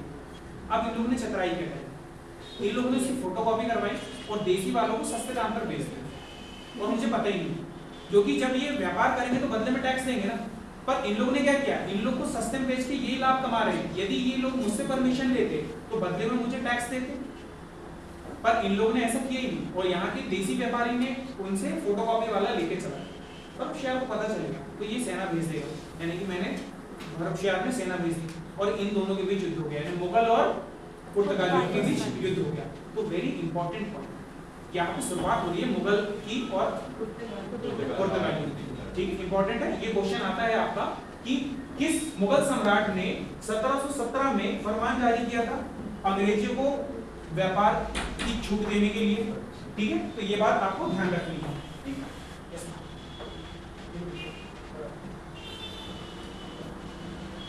ये एक शीट है, तो इसमें आपको अपना नाम, कोर्स और एड्रेस भरना है और मोबाइल नंबर, ठीक है? तो ये यहाँ से भरते जाइए और पास करिए। पूरा लगाओ। अब देखिए यहाँ पर क्या होगा, ये इंपॉर्टेंट है, ईयर भी पूछता है 1717 और किसने किया ये भी पूछता है, ठीक है? अब विलियम नॉरिस अंग्रेजी कंपनी का दूत जो मुगल शासक औरंगजेब के पास व्यापारिक सुविधा के लिए गया था, हमने बात कर चुकी शॉर्ट में, ठीक है? आगे और बात करते हैं फ्रांसिस ड्रेक, इंपॉर्टेंट, मद्रास के प्रसिद्ध अंग्रेज संस्थापक। मद्रास जो नगर है उसकी स्थापना की थी। ये स्थापना कैसे कर रहे हैं देखो समझो, अंग्रेज लोग आए, उन्होंने या यूरोपियंस आए, इन लोगों ने ना अपने हिसाब से प्रॉफिट करने की कोशिश की, लेकिन अपने प्रॉफिट के चक्कर में इन्होंने चीजों को एक भी किया। फॉर एग्जांपल हमारे देखा जब जमोरिन आया था, वास्को डी गामा आया था, उस समय भारत में छोटी छोटी जगह विद्रोह हो रहा था, इसमें एकता नहीं थी ना। तो अंग्रेजों ने या यूरोपियंस ने किया क्या है, कोई भी एरिया पे कब्जा किया और उस पर अपना पूरा कंट्रोल एस्टैब्लिश कर लिया और वहां पर एक बड़ा शहर स्थापित कर दिया। कोई भी एरिया पर कब्जा किया, उस पर अपना पूरा कंट्रोल किया यूरोपियंस ने, उसको एक शहर का नाम रख दिया। कोई भी एरिया को किया, उस पर कब्जा किया और अपना किया। तो देखो यहाँ पर मद्रास की स्थापना करेंगे यूरोपियंस, यहाँ पर कलकत्ता की स्थापना करेंगे यूरोपियंस, और यहाँ पर बॉम्बे की स्थापना करेंगे यूरोपियंस। पता ही समझ में? उसका फिर आज हम देखते हैं वो शहर आज के आज बसे, ठीक है? एक एक करके बात करेंगे। तो अभी हमने देखा कलकत्ता में, ठीक है? अब हम देख रहे हैं मद्रास में, आगे बॉम्बे भी देखेंगे, ठीक है? तो हमें इस चीज से समझना है कि कैसे और क्या हुआ है। देखते हैं सोबर्डी, वर्तमान का जमींदार जिसने अंग्रेजों के विरुद्ध विद्रोह किया 1690 के दशक में किया था। तो ये वर्तमान जो है इसने कलकत्ता में था, ये ठीक है? कलकत्ता का एक जमींदार था, जमींदार उस समय बहुत बड़े एरिया के मालिक होते थे, तो उसने बगावत कर दी किसी कारण से, तो फिर इससे ये छीन लिया गया और यहाँ पर कलकत्ता की स्थापना कर दी गई, ठीक है? अब उसके बाद देखते हैं भीमाजी पारेख, अंग्रेज कंपनी के मध्यस्थ व्यापारी जिसने भारत में प्रिंटिंग प्रेस के प्रयास हेतु विशेष प्रयास। प्रिंटिंग प्रेस किसने लाया, मैंने बताया पुर्तगाली ने लाया। तंबाकू और प्रिंटिंग प्रेस किसकी देन है, पुर्तगीज, यानी यूरोपियंस तो है पर यूरोपियंस तो बहुत सारे, लेकिन पुर्तगालियों की देन। तो ये प्रिंटिंग प्रेस के लिए बात किया। फादर मॉन्सेरेट, मुगल दरबार में जाने वाले प्रथम पुर्तगाली शिष्टमंडल का अध्यक्ष, ठीक है। ये किसके पास गया था, अकबर ने बुलाया है फादर मॉन्सेरेट को, गोवा से बुलवाया, ये फादर मॉन्सेरेट है। बताओ जरा क्या होता है, ठीक है, फिर खूब उल्लू बनाएंगे इनको। फिर जॉन सरमैन, मुगल सम्राट फर्रुखशियार से फरमान प्राप्त करने वाला अंग्रेज अधिकारी। 1717 में फरमान, वो जो फोटोकॉपी वाला देखे, जॉन सरमैन ने लाया, ठीक है। क्वेश्चन आते हैं इस तरह के। कैरोन फ्रैंको, भारत में पहला फ्रांसीसी फैक्ट्री की स्थापना करने वाला फ्रांसीसी, ठीक है, सूरत में भी इसने किया था। गैरोल अंगियर, बॉम्बे का वास्तविक अंग्रेज संस्थापक, ठीक है। तो बॉम्बे की स्थापना, बॉम्बे यानी मुंबई, ठीक है, बॉम्बे यानी मुंबई। मुंबई को और कौन से नाम से जाना जाता है, टापू आपको बोलते हैं क्या, कितने, 7 टापू है ना। अब टापू का मतलब क्या हुआ, जैसे कि मान लो ये समंदर है, फर्स्ट हमारा समुंदर है, और ये डेक्स क्या है, डेक्स मान लो कि जमीन के उभरे हुए पार्ट है, आइलैंड है। तो ये डेक्स में देखो कम कम गैप दिख रहा है, यदि इसके बीच वाले पार्ट में जो गैप है, इसमें यदि मैं मट्टी डाल दूं, रेत डाल दूं, तो ये पूरी एक जगह बन जाएगी। तो वैसे ही मुंबई का जो क्षेत्र था पहले, वो ऐसे 7 टापू अलग अलग छोटे छोटे आइलैंड, 7 अलग अलग आइलैंड द्वीप बने हुए थे। बीच में अंग्रेजों ने क्या किया, वहां पर रेता भर दी, मट्टी भर दी, और उसको पूरा सपाट कर दिया, और वो कैसा एक शहर बन गया, क्या बना, बॉम्बे। तो वास्तविक अंग्रेज संस्थापक आएगा जेरियल, गैरोन जेरियल। कालीकट के बारे में देख चुके हो, वास्को डी गामा, कोचीन के बारे में भी देख चुके हो, गोवा के बारे में देख, सैन थॉमस, इंपॉर्टेंट, ये मोस्ट इंपॉर्टेंट है, क्वेश्चन आता है। क्वेश्चन ये आता है, पुर्तगालियों की एकमात्र स्थल जहां पर उनका कब्जा रह गया था, क्योंकि बाकी सबने हटा दिया था, वो क्या था, सैन थॉमस। ये यूपीएससी के एग्जाम में भी आया हो, और सिविल सर्विस के अलावा एसएससी या वनडे एग्जाम में बहुत बार कॉमन क्वेश्चन है कि पुर्तगालियों की एकमात्र बस्ती कौन सी बची हुई थी, वो आएगा सैन थॉमस। मोस्ट इंपॉर्टेंट है, ध्यान रखेंगे। पुलिकट के बारे में देख चुके हैं, ठीक है, आगे बढ़ते हैं। स्वाली के बारे में बात कर लिए, यहाँ वाला पॉइंट आप लोग पढ़ेंगे, बाकी समझ आएगा, काफी चीजें रिपीट मार रही है। सूतानाती, कालीकाता और गोविंदपुर, इन तीनों गांवों को मिलाकर कलकत्ता की स्थापना हुई थी जॉर्ज चारनाक ने 1690 में, ठीक है। तो कलकत्ता जो था एक बड़ा शहर नहीं था, 3 अलग अलग छोटे छोटे गांव थे, जिसका नाम था सूतानाती, ये याद रखना है, उसका एग्जाम, सूतानाती, कालीकता और गोविंदपुर। कब किया, 1690। किसने किया, जॉर्ज चारनॉक ने। क्या बनाया, कलकत्ता बनाया। कलकत्ता से कलकत्ता पकड़ा जाता है, बस 3 को दोनों को याद रखना है, ठीक। डेनिश मैनिश में आएंगे, उन्होंने भी फैक्ट्री स्थापित करी, तैमूर में सेरामपुर इंपॉर्टेंट है, बंगाल में स्थित जहां डेनिशों ने अपनी फैक्ट्री स्थापित करी। तो कुछ फेमस फैक्ट्रियां थी। डेनिश कहां के थे, डेनमार्क में, ठीक है। पांडिचेरी, ये भी इंपॉर्टेंट है, मोस्ट इंपॉर्टेंट। पांडिचेरी भारत में फ्रांसीसी गतिविधि का प्रमुख केंद्र रहा है, जो कोरोमंडल तट पर था, ठीक है। स्थापना फर्स्ट फ्रांसीसी गवर्नर फ्रैंको मार्ट ने, अभी बीच में अपने पढ़ा। तो पांडिचेरी की स्थापना किसने करी है, फ्रांसीसी। यदि मैं आपसे पूछूं कि सबसे पहला यूरोपियंस कौन सा आएगा, पुर्तगाली, और मैं ये बोलूं कि सबसे लास्ट में कौन सा नहीं, अंग्रेज गए। एक सवाल दोबारा ध्यान से सुनो, आवाज गूंज तो नहीं रही दिमाग में, हैंग तो नहीं हो गया, सवाल समझें उसके बाद जवाब दें। भारत में आने वाले पहले यूरोपीय, और यूरोपीय में मैंने क्या क्या बताया, पूरे अंडे फ्राइड से पूरे वाले, पूरे के पूरे, पुर्तगाली, डेनिश, डच, अंग्रेज, स्वीडिश, फ्रांसीसी। तो मैं पूछ रहा हूँ कि भारत में आने वाला पहला यूरोपियन कौन था, पुर्तगाली। वास्को डी गामा की नहीं पूछा, पुर्तगाली कौन, चलो ठीक। भारत से सबसे लास्ट में जाने वाला यूरोपियन कौन था, पुर्तगाली। ये बात ध्यान रखना है, सबसे पहले और सबसे लास्ट में। अंग्रेजों के बाद में भी गए हैं भाई, उनको गोवा से भगाए थे हमने, दमनदीप से भी भगाना पड़ा, ध्यान रखेंगे। सबसे पहले आने वाला भी पुर्तगाली है और सबसे लास्ट जाने वाला भी पुर्तगाली, क्योंकि आजादी के बाद इन लोग डेरा डाल के बैठे थे, पांडिचेरी कंट्रोल, है ना, ये बात ध्यान रखिए। चाउल, चाउल एक जगह का नाम है, महाराष्ट्र के पश्चिमी घाट में अवस्थित, जहां पुर्तगाली व्यापार केंद्र था। पटना बिहार राज्य की राजधानी, जो शोरे के उत्पादन के कारण प्रसिद्ध था, और यह डचों की फैक्ट्री स्थापित थी। शोरा यानी बारूद दिखाया नीचे। देखो पहले के समय क्या होता था, गोला बारूद के लिए ना बारूद चाहिए रहता था, और बारूद का उत्पादन जिसको शोरा बोलते थे पहले, शोरा या शोरे बोलते थे, शोरा जो बोलते थे वो बिहार में होता था। ठीक है, ये दो काम में आता था, एक तो हथियार के काम आता था और दूसरा किस काम में आता था। अब जब इतनी बड़ी बड़ी नाव लेके जाओगे ना, तो कोई मान लो कि एक तरफ ज्यादा सामान रखा गया तो नाव पलट नहीं जाएगी, तो बैलेंस बनाने के लिए बीचों बीच में, क्योंकि ये भारी होता था, बारूद भारी होता है, तो बारूद को शोरे के फॉर्म में नाव में रखा जाता था। ठीक है, तो ये बात ध्यान रखेंगे बहुत अच्छे से। तो बिहार जो था ये ना, देखो यूरोपियन का अट्रैक्शन है। हमने अभी तक पढ़ा कि सूती कपड़ा इंडिया में फेमस है, तो उसका व्यापार चल रहा है, लेकिन इनको बारूद की जरूरत है, क्योंकि बारूद के दम पर, तलवार या फिर लड़ाई के दम पर ही तो देश में बाकी यूरोपियंस ने वर्ल्ड में जगह जगह कब्जा किया है ना, तो ये बात ध्यान रखिए। उसके बाद आएगा चटगांव, वर्तमान में बांग्लादेश में स्थित है, जिसे पुर्तगाली हंत दंडक चवताज कहते हैं। ये देखो, इसको ध्यान से समझो, इंग्लिश में अजीब टाइप का वर्ड है। कभी कठिन क्वेश्चन आए तो आप भूलेंगे नहीं, क्योंकि कठिन है और यूनिक है। ठीक है, जो चटगांव है बांग्लादेश में, उसको हम लोग क्या बोलते थे, हंत दंडक चवताज, ये उनका पुर्तगालीज लैंग्वेज है, तो वो चटगांव को अपना नाम रख देंगे। तो ये एक ही वर्ड है अजीब टाइप का पूरे मॉडर्न हिस्ट्री में, तो याद रखना है, आ जाता है।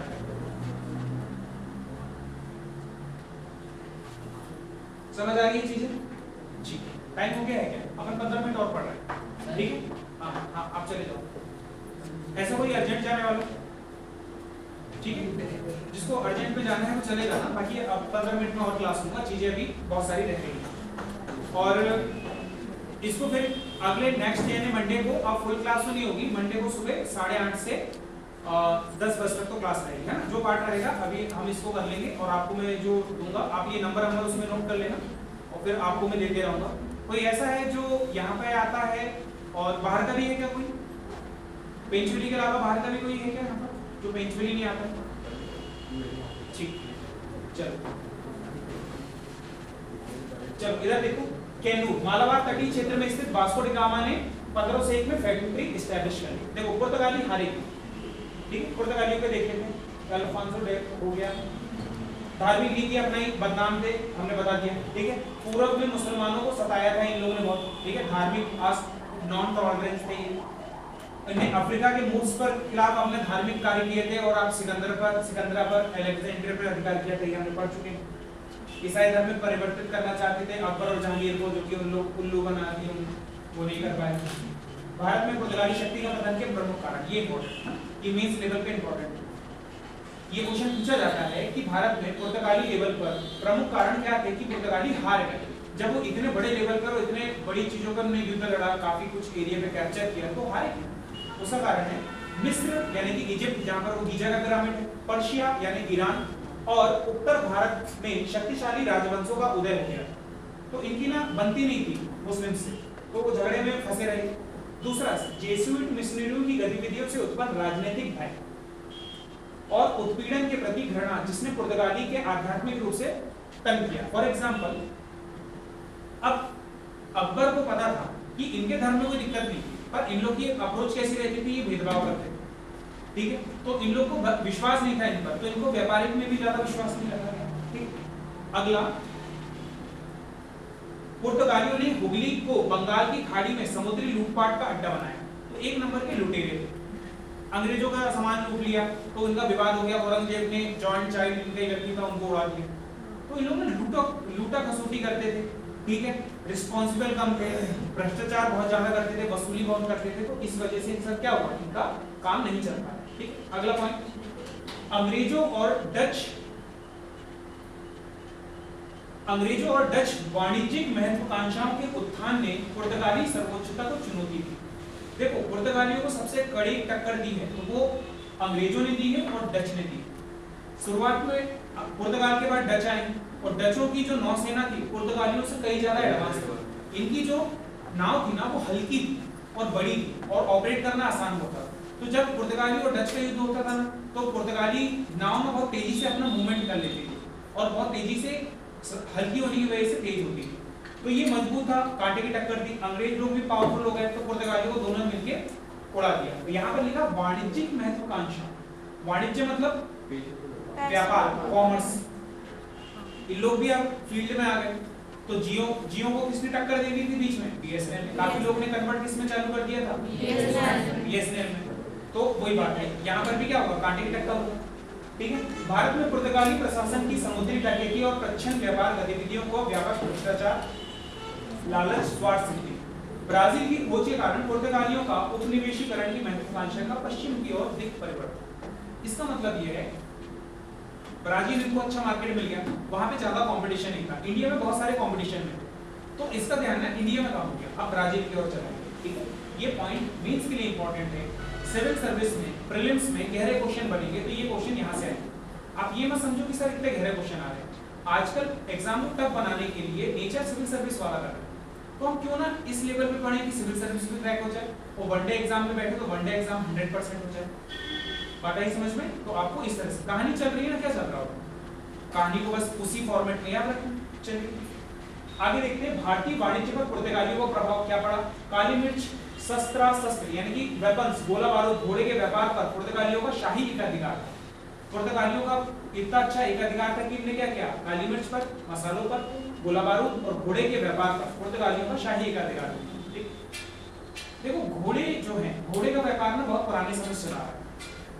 जब मुगल्स आए या फिर मुस्लिम मध्यकाल में मुस्लिम्स आए, तो मुस्लिम जो थे वो अरब वाले एरिया से, ईरान वाले, रेगिस्तान वाले एरिया से आए, तो वहां पर ऊंट और घोड़े चलते थे। ऊंट तो ला नहीं सकते पर घोड़े चलते थे, है ना। यूरोप में भी घोड़े चलते थे। तो हमारे क्षेत्र में हाथी का ज्यादा होता, हाथी से युद्ध लड़ते थे राजा महाराजा। लेकिन जो ये रहेंगे क्या, मुगल, तो सॉरी यूरोपियंस, तो इन लोग क्या लाएंगे भाई? इन लोग लाएंगे घोड़े।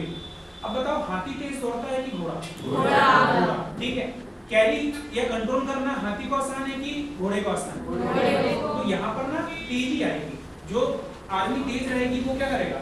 वो ज्यादा कंट्रोल स्थापित करेगा। ठीक है, उसके बाद अन्य वस्तुओं के व्यापार हेतु जहाजों के लिए पुर्तगाली कॉटेज अनुमति पत्र प्राप्त करना अनिवार्य था। इन लोग क्या करते थे? इन लोग लुटेरे थे, तो मान लो कि समुद्र में कोई जहाज गुजर रहा है, किसी राजा का गुजर रहा है या अमेरिका बोल रहा हूँ, अंग्रेजों का गुजर रहा है, तो उनको बोलते थे भाई हम देखो एक ही शर्त पे नहीं लूटेंगे, तो तेरे को आने से पहले ना हमसे परमिशन लेनी पड़ेगी। तो बोलेंगे परमिशन दे दे, तो बोले चल भाई तुझे मेरा एरिया और समुद्री एरिया मेरा है, तुमको टैक्स देना है। तो ये इनका ये टाइप की हरकत होगी। ठीक है, अगला, पूर्व या अफ्रीका की ओर से जहाजों पर गोवा से होकर जाने पर दबाव डाला गया कि जानबूझ के मेरे एरिया से गुजरो, मेरे से परमिशन लो, मुझे टैक्स दो। ठीक, उसके बाद निषिद्ध माल के व्यापार में लगे संदेहात्मक जहाजों की तलाशी पुर्तगालियों द्वारा आरंभ की। ठीक, अब इनके दिमाग में क्या आता था? इनका कंपटीशन था अंग्रेजों से, ठीक है, बाकी यूरोपियंस थे। इन लोग क्या करते थे? जानबूझ के लूटने के नाम पर क्या करते थे? जहाज रोकते थे और बोलते थे भाई हम ये चेक कर रहे हैं कि तुम्हारे पे गोला बारूद तो नहीं, अंग्रेजों के, डच के, डेनिश के, ऐसे करके क्या मिलता था उनको? टैक्स मिलता था। और धोखे से अब उनकी सुरक्षा के लिए वो तो रखेंगे, बोलेंगे कि तुम हम पे हमला करना चाह रहे थे, इसलिए अब तुम्हारा पूरा सामान जब्त। पता ही समझ में? और जब्ती के चक्कर में क्या हुआ? इनका मुगल से बिगड़ गए, क्योंकि वो सामान उन लोग भी बुला रहे। एशियाई व्यापार में प्रचलित तौर तरीकों में मामूली परिवर्तन, गुजराती एवं अरब व्यापारियों का चावल, चीनी, मसाला, रेशम आदि के व्यापार पर अधिकार बरकरार। तो असल में क्या हुआ? इन लोगों ने अरब, क्योंकि मुस्लिम थे वो और पुर्तगाली ईसाई थी, इन दोनों की बनती नहीं थी, फिर भी इन्होंने बहुत कोशिश करी, पर फिर भी बहुत सारे व्यापार पर इनका अधिकार रहा। एशियाई व्यापार पर अरब का व्यापार रहा। ठीक है, भारत जापान व्यापार की शुरुआत इन लोग के द्वारा हुई, क्योंकि इन लोग नाव के व्यापार करने जाते थे। ठीक है, यहाँ इंडिया का सामान जापान में जाके बेचना, जापान का सामान इंडिया लाके बेचना। जैसे कि इंडिया से क्या भेजते थे? कपड़े, मसाले। जापान से क्या बुलवाते थे? तांबा। ठीक है, तांबा बुलवाते, क्योंकि हमारे यहाँ तांबे की डिमांड ज्यादा है, तो तांबा बुलवाते थे। जापान में जो ज्यादा होता है लिखा भी नहीं। जापान से तांबा और चांदी का आगमन, है चांदी वगैरह भी बुलवाते थे। पुनर्जागरण प्रेरित तकनीकों का भारत आगमन पुर्तगालियों द्वारा नहीं किया गया, ये गलत बात थी। इन लोगों के पास टेक्नोलॉजी थी, पर इन्हें प्रिंटिंग प्रेस और तंबाकू दिया कुछ नहीं दिया। इनके पास टेक्नोलॉजी इन्होंने हमें ट्रांसफर नहीं करी। तो हम देख रहे भारत पे क्या प्रभाव पड़ा पुर्तगाली आने से। फिर मध्य अमेरिका में आलू, मक्का, तंबाकू इत्यादि का भारत वाणिज्य में प्रवेश। ठीक है, आप यदि पुराने वेद धर्म देखें तो यहाँ पर आप देखोगे कि वहां पर आलू नहीं था, मक्का नहीं था, तो हमने क्या बताया है यहाँ पर अमेरिका, मध्य अमेरिका, तो मध्य अमेरिका में इन्हें कब्जा कर लिया था, तो वहां पर क्या उगता था? आलू। तो इन लोगों ने व्यापार के नाम पर आलू ला लिए, तो एक आध पेड़ ला लिए, तो हमने भी खाया, हमें भी अच्छा लगा, तो हमने लगा लिया, तो आलू चालू हो गया, है ना? आप बाहर जाओगे ना तो जीवन आपका आलू जैसा हो जाएगा। आपको सपने में भी आलू दिखाएगा, मेरे साथ तो होता रहता है ना, पक गए थे आलू से। फिर आएगा मक्का, मक्का भी हमारे क्षेत्र का नहीं, तो ये भी वहां से आया है, कहां से? मध्य अमेरिका से, और लाया किसने? यूरोपियन पुर्तगाली ने तंबाकू लाया, ठीक है। अब देखते हैं डच के बारे में, स्पीड में लेते हैं।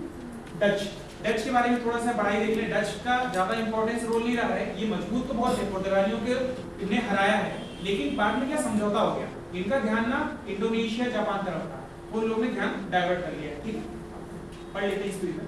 इनका पहला कारखाना 1605 में मसूलीपट्टनम में था। इंपॉर्टेंट है, क्वेश्चन पूछता है कि डचों ने पहला कारखाना कहाँ बनाया? मसूलीपट्टनम। मसूलीपट्टनम यानी मछलीपट्टनम। मछलीपट्टनम का नाम चेंज करके क्या कर दिया गया? विशाखापट्टनम के थोड़ा नीचे में ही। विशाखापट्टनम कहाँ पर आता है?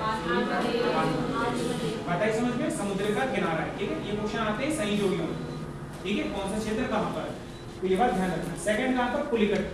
पुलिकट जी कहाँ पर है? उड़ीसा, हाँ पुलिकट, तो वो वाले रीजन में इन लोग करेंगे। दूसरा, यूरोपीय शक्ति जैसे अंग्रेज, फ्रांसीसी, पुर्तगालियों की तुलना में भारत में डचों की उपस्थिति थोड़े समय के लिए थी, क्योंकि इनका इंटरेस्ट उधर इंडोनेशिया वाले एरिया में था, ठीक है। नीदरलैंड की यूनाइटेड ईस्ट इंडिया कंपनी की स्थापना इतने में हुई, छोड़ को कोई मतलब नहीं। डच ने पूरी सहस्त्राब्दी यानी 17वीं शताब्दी में पुर्तगालियों के प्रभाव को हटाकर पूर्व में मसाले के व्यापार पर एकाधिकार सुनिश्चित कर लिया। यानी कि पूर्व यानी कि पूर्व यानी वो मसाले वाले आइलैंड, इंडोनेशिया वाला आइलैंड बताया था ना, किनारे तरफ वाले, भारत की इधर साइड वाले, तो वहां पर एक तरफा अधिकार कर लिया, क्योंकि इनकी नाव अच्छी, ठीक है। फिर और भी इंडिया के बहुत सारे एरिया पर उन्होंने अपनी फैक्ट्री लगाई। अंग्रेज और डच, ये हमारे लिए इंपॉर्टेंट। जब डच पुर्तगाल से पावरफुल थे, तो डचों को हमें गुलाम बनाना था, ठीक है। पानी वानी पी लो यदि आपको हैंग होगा, ठीक है। डच प्रतिस्पर्धा में डच की पराजय हुई, तो अंग्रेज ज्यादा पावरफुल सिद्ध हो गए। तो यहाँ पर क्या होता है, उनका ध्यान मलय द्वीप समूह तरफ केंद्रित होने से भारत में डच शक्ति का पतन का बाद प्रशस्त हुआ। डच का व्यापारिक घटनाक्रम देखते हैं। डचों ने स्पेन से स्वतंत्रता की प्राप्ति की, है ना। तो जैसे कि हम अंग्रेजों के गुलाम थे, वैसे डच लोग किससे गुलाम थे? स्पेन वासियों के। तो उन लोगों ने कई जगह लड़ रहे थे, तो उनका ध्यान ना उनकी आजादी पे था, थोड़ा बहुत व्यापार यहाँ पर भी कर रहे थे, तो ज्यादा यहाँ इंडिया में फोकस नहीं हो पाया। एक इंपॉर्टेंट चीज डचों से हमें सीखने लायक है,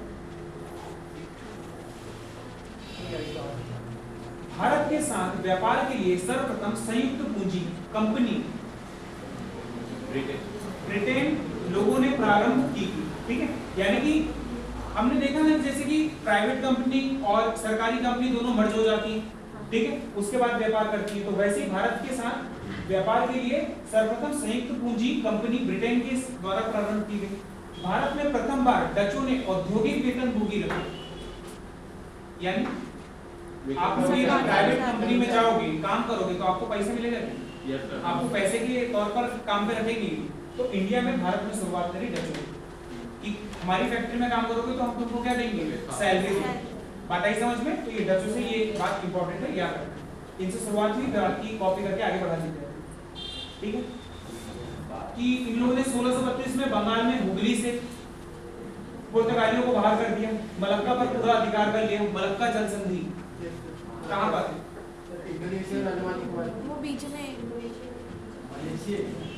हाँ, थाईलैंड के नीचे। ये इंपॉर्टेंट है, आपको ध्यान रखना है।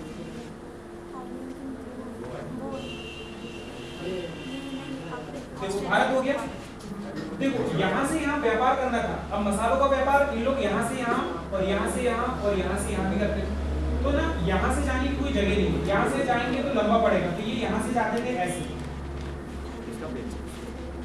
तो ये वाली जो जगह इसको बोलते हैं मलक्का, जो इस पे कंट्रोल कर लिया वो यहाँ के व्यापार पे कंट्रोल कर लेगा।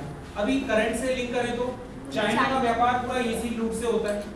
यदि हम यहाँ पर चाइना से कभी झगड़ा होता है तो हमारा प्लान है कि हम ये वाले एरिया को ब्लॉक कर देंगे, तो चाइना की पावर बहुत ज्यादा कट जाएगी, ठीक है। तो ये बात हमारे लिए स्ट्रैटेजिकली इंपॉर्टेंट है। ज्यादा हो गया अंग्रेज अंग्रेज है, अंग्रेजों को तो डिटेल में पढ़ना है। तो एक काम करें, मंडे को देखें, ठीक है, क्योंकि अंग्रेज डिटेल में, अब अंग्रेजों जिनने गुलाम बनाया उसको तो देखना है, ठीक है। तो चीजें समझ आई, कुछ कठिन लग रहा था क्या? स्पीड होने के कारण थोड़ा सा अजीब लगेगा आपको, ठीक है, क्योंकि मुझे क्या है कि आपको तेजी से कंप्लीट करवाना है, ठीक।